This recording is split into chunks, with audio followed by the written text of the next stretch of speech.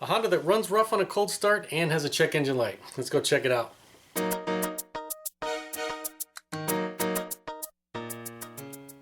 This is what we're working on today. A 2007 Honda Accord. This one has a 4-cylinder 2.4 liter K-Series engine.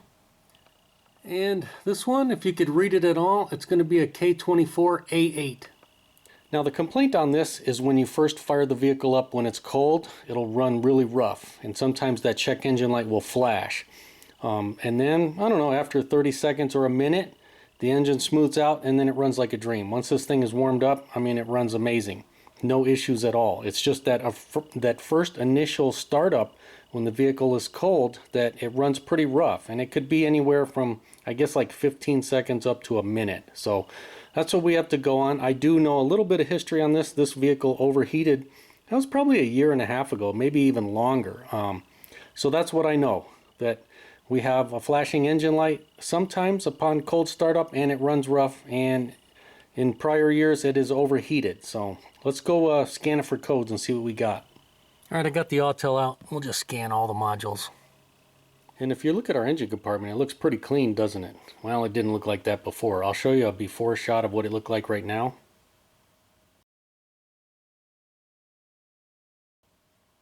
And of course, this is what it looks like after. And all I did was use this super clean here. This is the aerosol like foaming stuff. I just spray it on there and then hose it off. I did that a couple times and it's a heck of a lot cleaner. Alright, the scan is complete. Let's see what we got. Well, we got some misfires, which is what I expected to see. So we got a 301, a 303, and a random one. So cylinder 1 misfire, cylinder 3, and then the computer doesn't know what's going on, so it just put a random out there. So we got permanent ones and temporary. What else we got? We got something in the SRS. We're not really worried about that.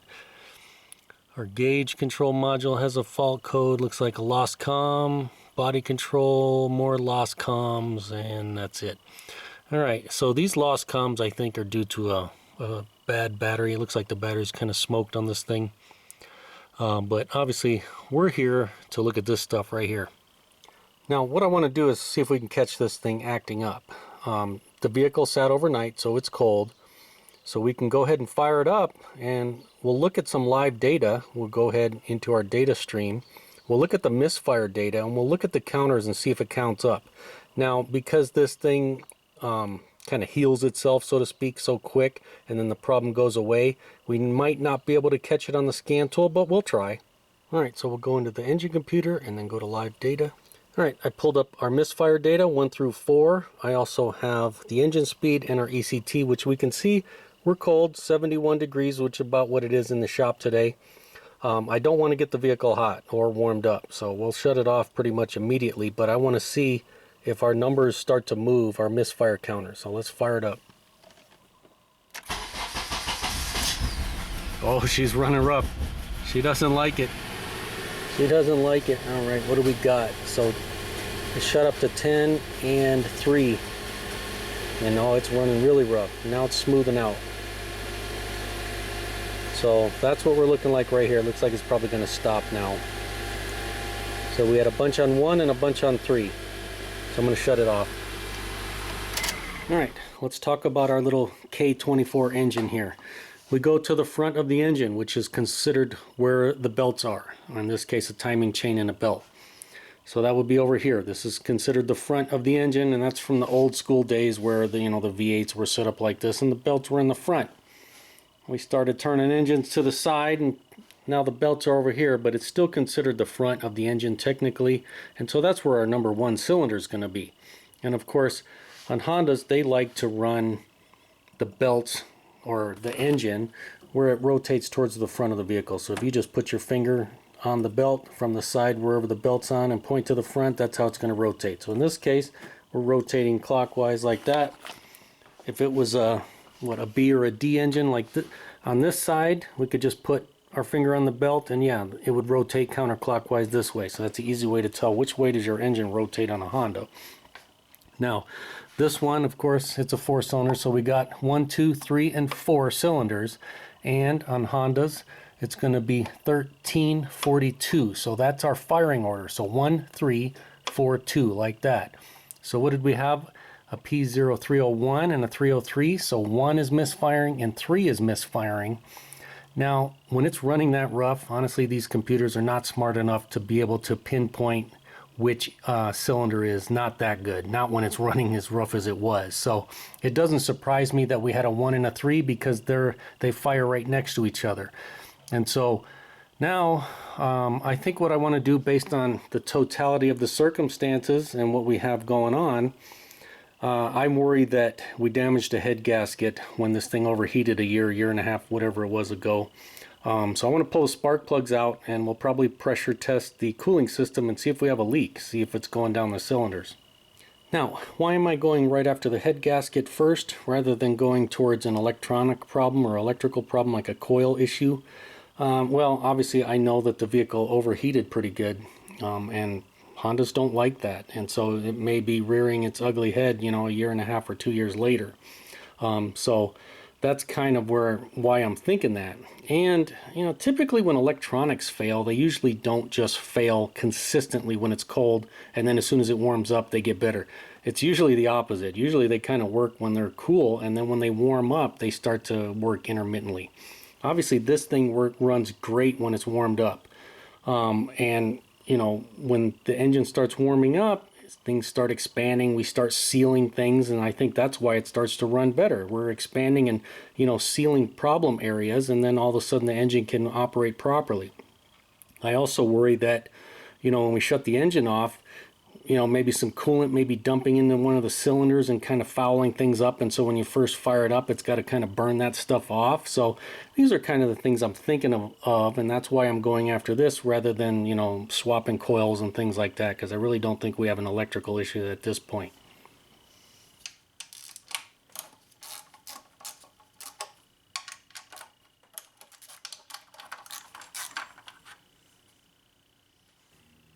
These things always get caught on there like that. Just got to pop them apart before you put them back together. At least that's what I do.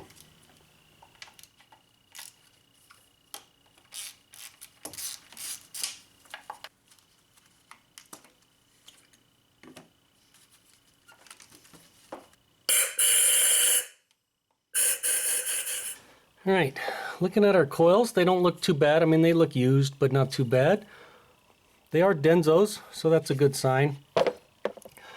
Our connectors here have seen better days, so that one was snapped off. That one is barely holding on. I think if it's used again, it'll come off. This one was already snapped off. This one, as soon as I touched it, it popped off and actually went down the spark plug tube well. So when I blew them out with compressed air, that one popped out. So here it is right here. But yeah, that's what happens. They get 300,000 miles on them. These connectors start to get old and brittle and you barely touch them. They snap off, so you got to be careful for things like that. Alright, we'll pop the spark plugs out. I'm pretty certain they were replaced at about 200,000 miles, and if I remember correctly, this thing has about 300,000 miles on it now.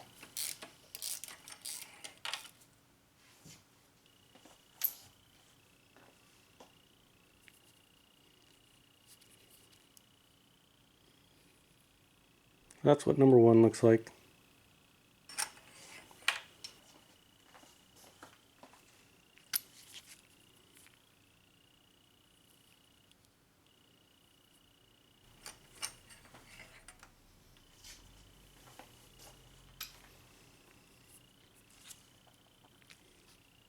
That one looks a little wet.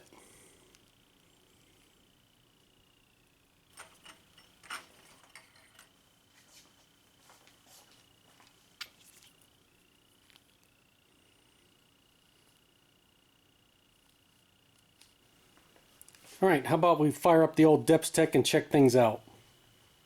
Alright, hopefully you can see. I'm going to try to record this. I'll just press the button and record. Now hopefully you can see what I'm seeing. So we'll just go down to number 1 here. And that thing definitely looks wet.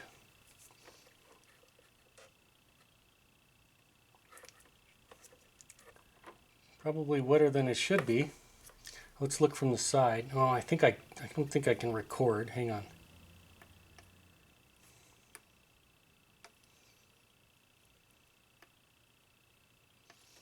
Alright, now we'll record. Now we're looking at now we're looking at a 90-degree angle, so we can kind of get up where the head gasket is. See if I can spin this around and we can look. We want to look right there.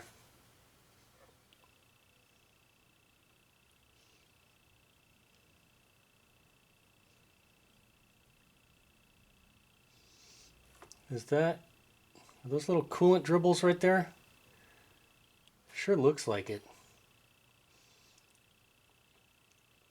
Can be hard to tell.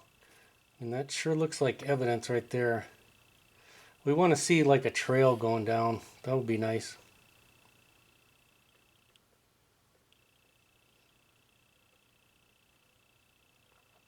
That certainly looks wet. Oh, there's a trail right there. Look at that. Hopefully you can see that big trail going down the side. That definitely looks like we have an issue, and it's hard to tell. It looks like there's a little blob of coolant right there. Yeah, it looks like it's forming right there. Hopefully you can see that on this recording. And it looks like we have more evidence there. But I'm going to say that this head gasket is blown. That's what that looks like for me. Well, that's pretty good evidence right there, but let's check. Let's go down number 2 here.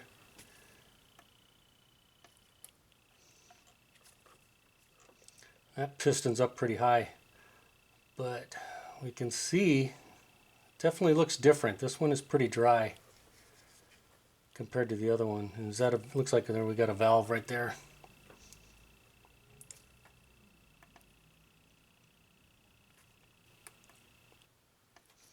And we'll look at it from the side like we did the other one.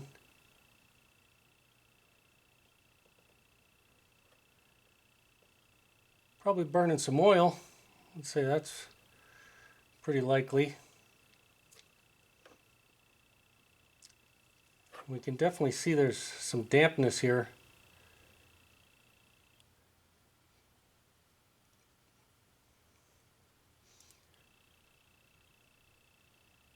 I'm not seeing any telltale signs of the coolant dribbling down the side here like we could see on that number 1. Let's look at the next one.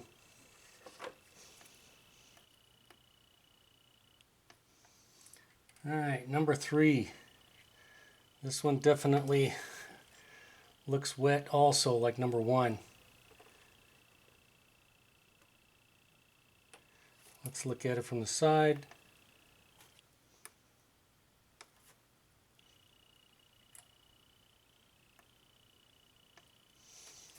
See what this one looks like. We didn't have to go very far. Look at, there's a big drip right there. You can see the trail, and we can see a big blob of coolant right there. Probably getting ready to drip down here pretty soon. But yeah, that's pretty clear.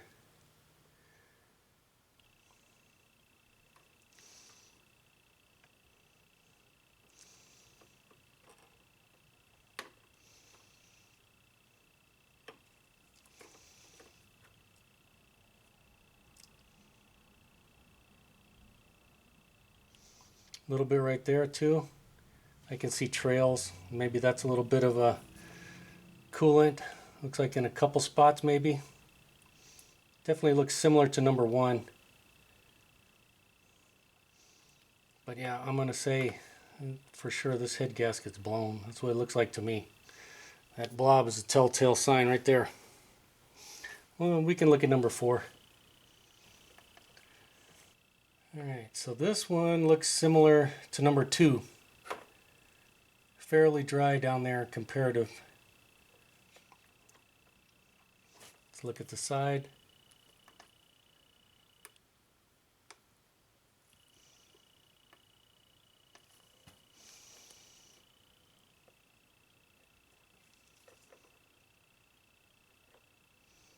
We got a valve in our way.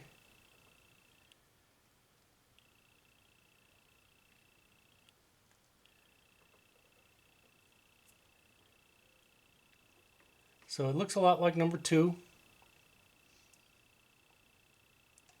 Is that a little bit of coolant right there? Hard to tell. Doesn't Doesn't look like it, maybe not. Maybe a little bit right there. So these other ones might be leaking just a little bit, but we can certainly see that our problem child is 1 and 3, which would explain our misfire. So maybe the engine was doing okay, and it was counting misfires on both like it should, but it definitely can have an issue when that happens. But yeah, I'm not seeing the coolant leak like the other two, but it doesn't matter. We already know. We already know. Now usually I'd put the pressure tester on here. We would pressurize the cooling system and then put the camera down there and look for leaks. But I suspected, just based on how bad it was misfiring when you first start up, that we would probably be able to see some coolant in there, you know, before we even pressurize the system, and I was right. So it looks like for sure we got a blown head gasket on this thing. So it's pretty clear to me, at least I believe, we have a blown head gasket, coolant is leaking into our cylinders, and I believe that's the cause of the misfire on startup. It burns that stuff off, everything starts to seal up when it gets hot, runs like a champ after that. So I believe the fix on this is it needs a new head gasket. Alright, so what do you do if it's your car and you just got the news? You need a new head gasket.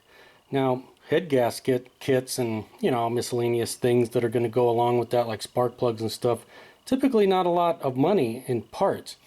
Labor, that's where it's going to get you. It's pretty labor intensive to get to this head, pull it off, put it back together.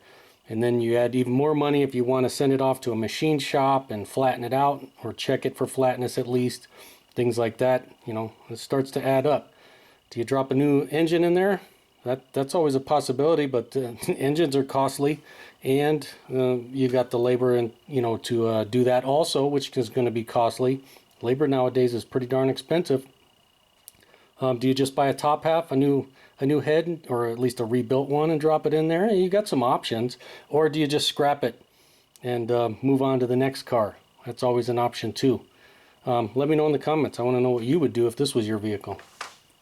I would do a compression test on this vehicle before I threw a head gasket in there, just to make sure the compression is okay. But I test drove this thing when it was fully warmed up, and it drove like a champ. So I really don't think that there's any issue with the compression on this vehicle. I do think the problem is with the head gasket. It sucks when you have to give somebody news like that where the head gasket is blown, but hey, it is what it is. And I do want to know what you guys would do, so make sure to let me know in the comments. And as always, if the video helped you out, you liked it, make sure to give it a thumbs up. Thanks for watching.